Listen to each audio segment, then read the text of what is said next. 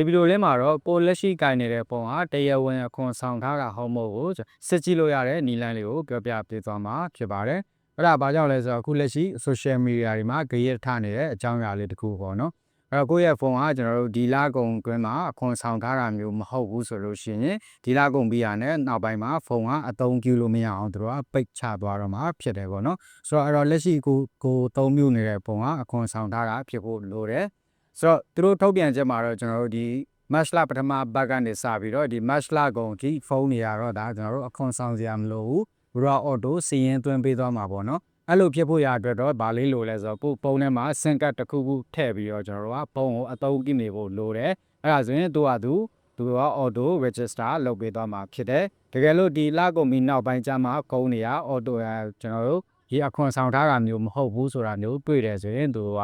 ဒီဖုန်းကိုသူကသုံးမရအောင်ပိတ်ချပလိုက်တော့မှာပေါ့နော်ဆိုတော့အခုကိုယ့်ရဲ့ဖုန်းကကျွန်တော်တို့အခွန်ဆောင်ထားတာဟုတ်မဟုတ်ကိုကျွန်တော်တို့ဘယ်လိုမျိုးဆက်ရမလဲဆိုတာလေးကိုဒီဗီဒီယိုလေးမှာတစ်ချက်ကြည့်ရအောင်ပါ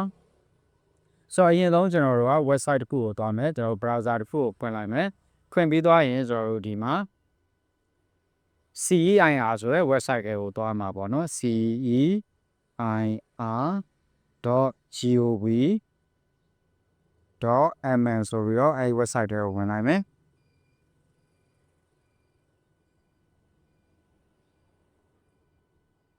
ဒါဆိုရင်ကျွန်တော်ဒီမှာမြန်မာ Central Equipment Identity Register Portal ဆိုပြီးတော့ရောက်လာလိမ့်မယ်ပေါ့နော်အဲ့တော့ဒီတိုင်းမှာကျွန်တော်တို့ကကိုယ့်ရဲ့ဖုန်းရဲ့ IMEI number နဲ့တွားပြီးတော့ဆက်ပေးရမှာဖြစ်တဲ့အခွန်ဆောင်ထားတာဟုတ်မဟုတ်ပေါ့နော်ဆိုတော့ဒီမှာကျွန်တော်တို့က check IMEI status ဆိုတဲ့နေရာမှာဒီ check status ဆိုတာလေးကိုနှိပ်လိုက်မယ်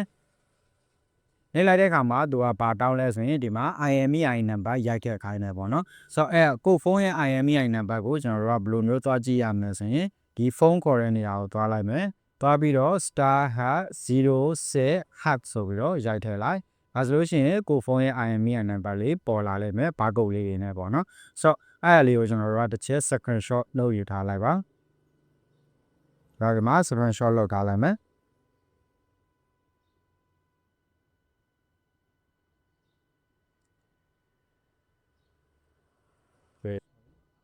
โอเคဒါဆိုရင်ဒီမှာကျွန်တော်တို့ကိုဖုန်းရဲ့ IMEI number ကိုကျွန်တော်တို့ screenshot ရိုက်ထားပြီး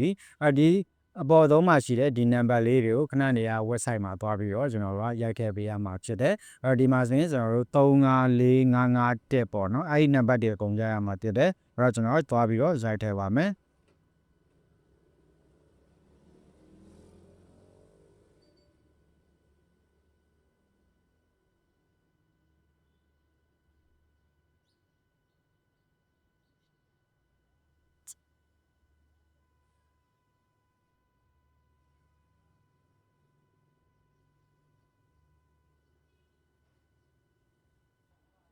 ဆိုပြီးတော့ရိုက်ထည့်လိုက်မယ်ပြီးရင်ဒီမှာ I am not a robot ဆိုတဲ့နေရာလေးမှာအမှန်ချက်ပြီးတော့ခဏလေးစောင့်ပေးလိုက်ပါအဲဆိုရင်ကိုယ့်ရဲ့ IMEI number ကိုသူကကောပြီးတော့ဆက်နေတယ် verifying လုပ်နေတယ်ပေါ့နော်ပို့ဖုန်းရဲ့ IMEI number နဲ့သူကဒီဖုန်းက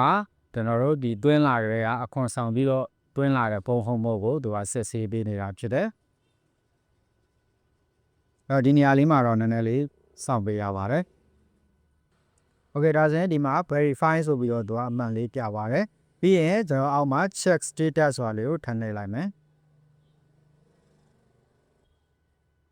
โอเคcheck status ကိုနှိပ်လိုက်တဲ့အခါမှာဒီလိုမျိုးလေးပေါ်လာပါတော့အဲ့တော့ IMEI status မှာလည်းသူကအမှန်ကျလေးနဲ့ correct ဆိုပြီးတော့ပြနေမယ်ပြီးရင်ဒီ tax payment status မှာလည်း pack ဆိုပြီးတော့ပြနေရမယ်ပေါ့နော်ပြီးရင်ဒီ device blocking status မှာဆိုရင်လည်းသူကအမှန်ကျလေးနဲ့ allow ဆိုပြီးတော့ပြနေရမယ်ဒါဆိုလို့ရှိရင်တော့ဒါပို့ဖို့ကကျွန်တော်တို့ဒါအပိတ်မခံရဘူးပေါ့နော်စိတ်ချလက်ချသုံးလို့ရတယ်သူကခွန်လဲဆောင်ထားတယ်ဒါ IMEI number လဲဒါ okay တယ် END လောလောဆယ်မှာလည်းပိတ်ထားတယ်မရှိဘူးပေါ့နော်အဲ့တော့ကိုယ့်ရဲ့ဖုန်းကဒီလိုမျိုးဖြစ်နေဖို့လိုတယ်အဲ့တော့ဒီ၃ချက်လုံးဖြစ်နေမှသာလေနောက်ပိုင်းမှာကျွန်တော်တို့ဒီ match လကုန်နောက်ပိုင်းမှာဒီဖုန်းကသုံးလို့ရနေပါပေါ့နော်အဲ့လိုမဟုတ်ဘဲနဲ့ဖုန်းက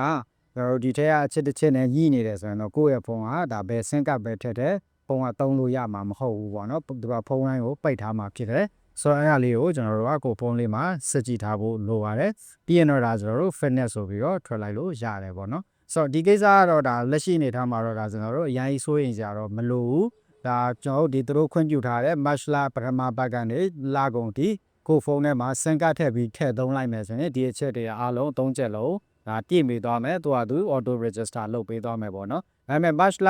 ကုန်ပြီးနောက်ပိုင်းမှာတော့ဖုန်းတွေအားစတော့သူတို့ကဒီအခွန်35ရာခိုင်နှုန်းအခွန်ဆောင်ရမယ်လို့ပြောတယ်ဗျအဲ့တော့အခွန်35ရာခိုင်နှုန်းအခွန်မဆောင်ဘဲနဲ့ဝင်လာတဲ့ဖုန်းတွေဆိုလို့ရှိရင်သူကအခွန်မဆောင်ထားဘူးဆိုရင်ဒီဖုန်းကသုံးမရအောင်သူတို့ကပိတ်တော့မှာပေါ့နော်အဲ့တော့အခွန်ဆောင်လိုက်မှသာပြင်ဒီဖုန်းကပြန်ပြီးတော့သုံးလို့ရသွားမယ်ဆိုတဲ့သဘောပါအဲ့တော့အခုလက်ရှိမှာကိုယ့်ရဲ့ဖုန်းကဘယ်လိုအနေအထားမျိုးလဲဆိုတာကိုစစ်ကြည့်စတဲ့သူတွေအတွက်ဒီနီလန်းလေးတိုင်းစစ်ကြည့်လို့ရပါတယ်အားလုံးကိုကျေးဇူးတင်ပါတယ်